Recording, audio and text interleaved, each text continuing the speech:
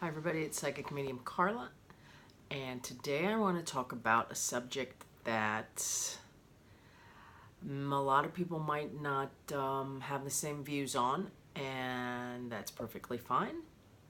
It is a controversial subject, and it is a subject that has affected most people that I know, myself included.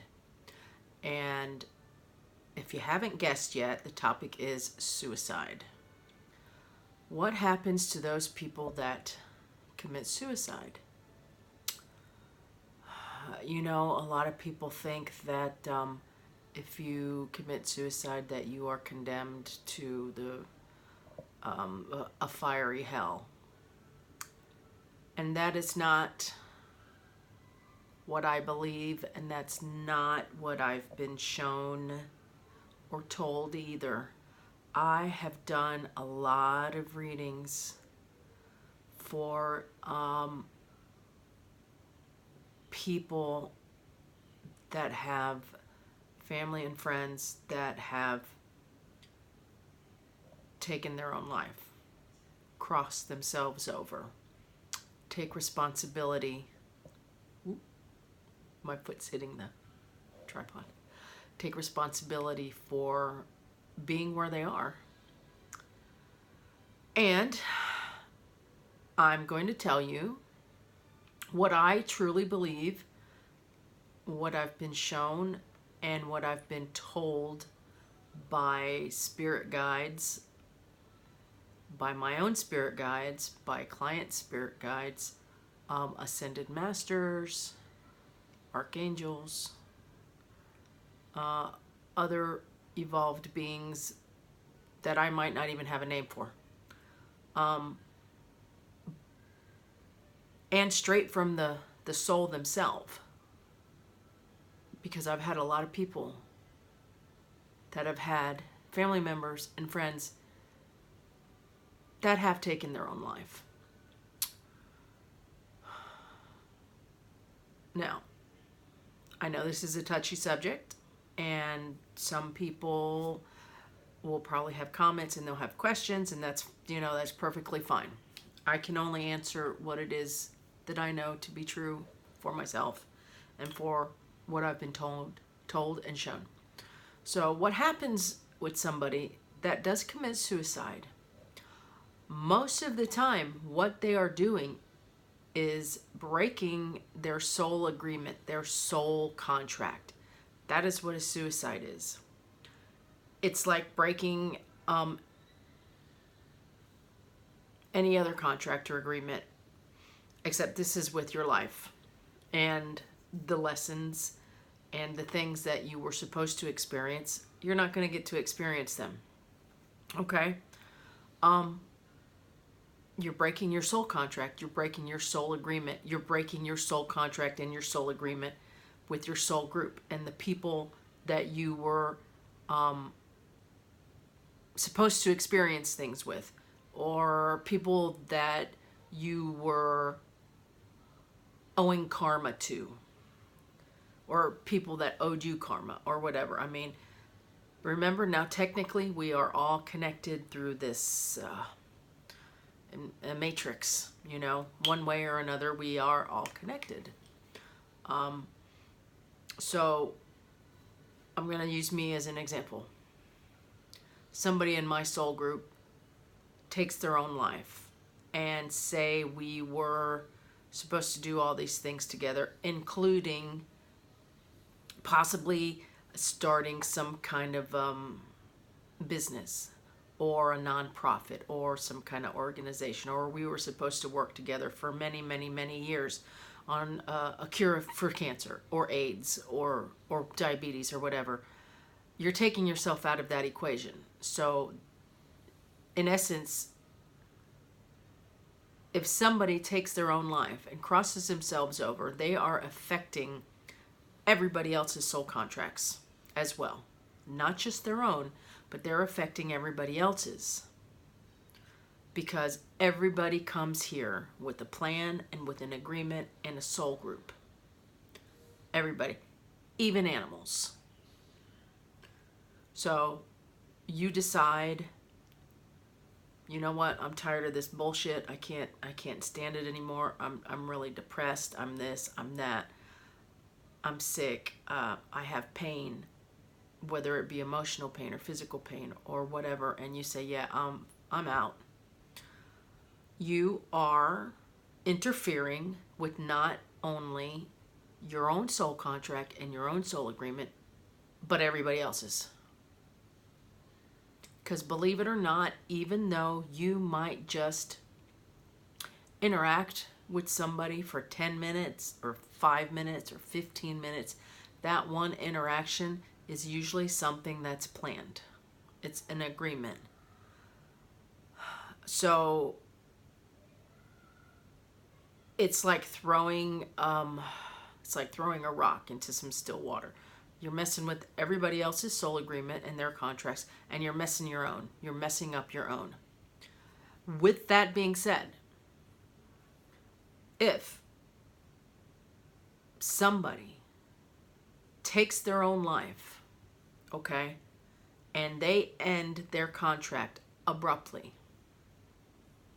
they are not going to be burning in hell. They're going to go through the process that everybody else goes through, with the life review and your spirit guides being present, and your family members and your friends, a council of elders or whatever. You're still going to go through this like everybody else, as long as you cross over. Now, you would think that if somebody takes their own life, that's the point, is that they are going to cross over into the afterlife. And that happens in most cases. They do cross to where they're supposed to be. And the group of souls that's going to help them is going to surround them, and they're going to get some extra healing because they broke their soul agreement. They broke their soul contract. They're going to get some extra help because the other souls around them are going to say, oh man, you know what? So-and-so, they just broke their soul contract. They just broke their soul agreement. We need to circle the wagons, and we really need to help this person, this soul. We need to help this soul. They need some extra healing. They need some extra help. Look at what they just did. You know, this was not supposed to happen. So they will get some extra help, providing that that soul wants that help also. You cannot force somebody or a soul to get help. Not really. You can't. You would think that if they did just take their own life, then they are going to want some extra help. So they do not go burning in hell somewhere in the corner. Okay? They will essentially get the help that they need and the extra help that they need. And everything that they were planning to do in this lifetime, where they decided to bail, all those things, they're going to have to do them again anyways. Okay? They will have to do them again. Or, let me rephrase that. They will, when they get ready to do their next soul contract, soul agreement, more than likely, they're going to add all those things back into their next soul contract. But remember, when someone does this, when a soul does this, they are not only messing with their own soul contract and agreement, they're messing with everybody else's who was part of their soul group. Because the things that they were supposed to experience together, or the things that they were supposed to do together, or karma owed, balanced, it's not going to happen in this lifetime because of the act that they just did. Another thing is, and sometimes this is a little bit more difficult for people to comprehend, Sometimes suicide is actually part of the soul contract. Sometimes, not usually, but sometimes it is. It's probably more frequent than people might think. I mean, I can't give you an average. Like, I can't say, yeah, 1 out of every 200 suicides is part of a soul contract. That I can't tell you. But I can tell you that sometimes it is part of a soul contract. You know, when somebody does something like this, a lot of people, they do start help groups, they start nonprofits, or they start organizations to help other people. They do. Just like anything else. If somebody lost somebody to cancer or lost somebody to a violent crime, Mothers Against Drunk Drivers, that is a huge example right there of something happening which there's no way that that wasn't part of the soul contract, because look at that, what that woman did with that. She created a whole movement, a whole thing, mad, you know? So sometimes suicide is part of somebody's soul contract. It is. Let me see if I can think of anything else. So, is it difficult for the soul that committed suicide? Probably is at first, yeah. I'm not going to make up some bullshit story. But are they okay? They will be okay in the long run. Most of the time they are okay. Are there some that get stuck in between? Yeah, there are. There are some that get stuck between the earth. You know, you can call them earthbound, you know, like ghosts. Ghosts are just spirits that haven't crossed over into the light, into where the healing is. Does that happen to some of them? Sure, it does. I'm not going to say that it doesn't, because it does. And all you can do is hope that eventually they cross all the way over to where they're supposed to be. Okay? Out of all the people that I've read, with all the people that have crossed themselves over, not yet have I come across one that has not crossed completely over. Not yet. When they show themselves to me, usually they have their head down, and a lot of times they're not showing themselves, just for the first few minutes or so.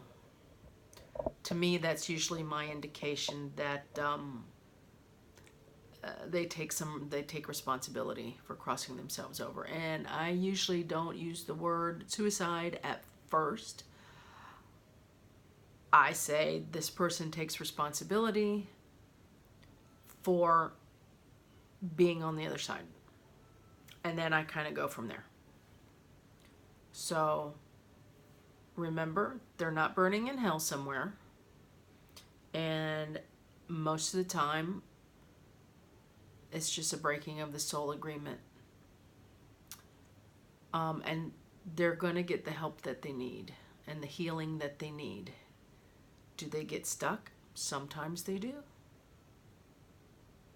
Sometimes. More than often, they do not. Like I said, I have done a lot of readings for people that have lost people to suicide.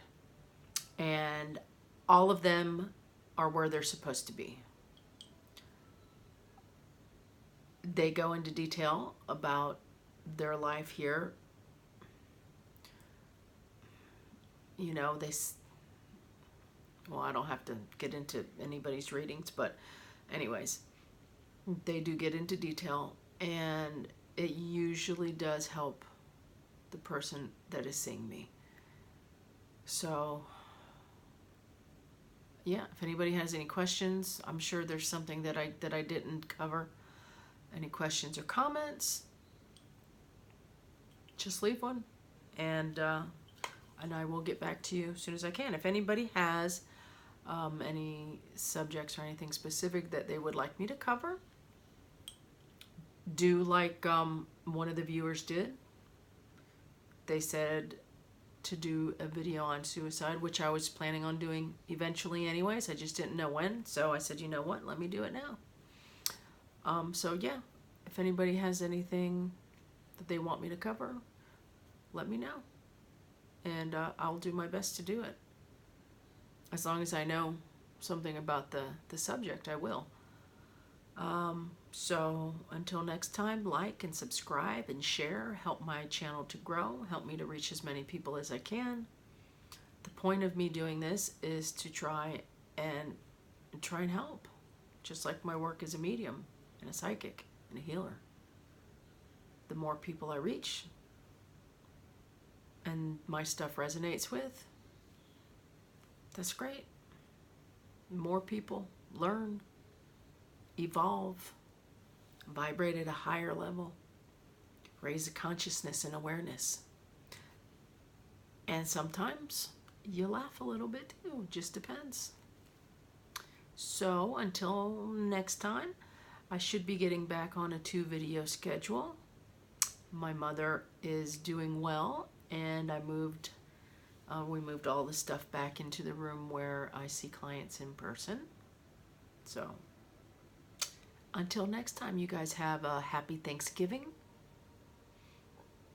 and I'll see you later. Ciao.